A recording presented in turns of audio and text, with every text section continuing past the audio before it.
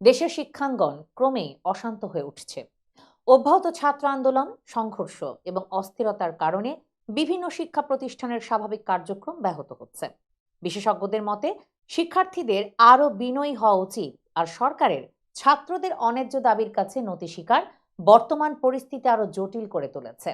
গত বুধবার রাজধানীর সায়েন্স ল্যাব এলাকায় বাসে ওঠা নিয়ে বাকবিতণ্ডার জেরে ঢাকা কলেজ এবং সিটি কলেজের শিক্ষার্থীরা সংঘর্ষে জড়িয়ে পড়েন। এর ফলে কার্যত অচল হয়ে পড়ে পুরো রাজধানীর সড়ক যোগাযোগ ব্যবস্থা।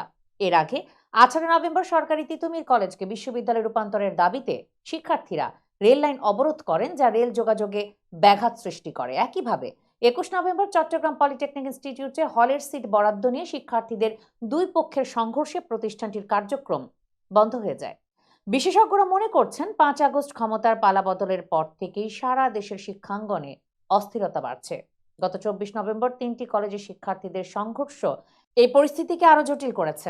রাত পর্যন্ত চলা এই সংঘর্ষে হতবাক দেশবাসী। নিয়মিত সড়ক অবরোধ, সচিবালয় ঘেরাও এবং নানা দাবিতে শিক্ষার্থীদের প্রতিবাদ এখন সাধারণ ঘটনা হয়ে দাঁড়িয়েছে। জাবির আইন বিভাগের অধ্যাপক শেখ হাফিজুর রহমান কার্জন মনে করেন, ছাত্রদের পড়াশোনায় মনোযোগী হওয়া উচিত ছিল, কিন্তু তাদের একটি অংশ রাজনীতি বা রাষ্ট্র পরিচালনায় আগ্রহী হয়ে উঠেছে।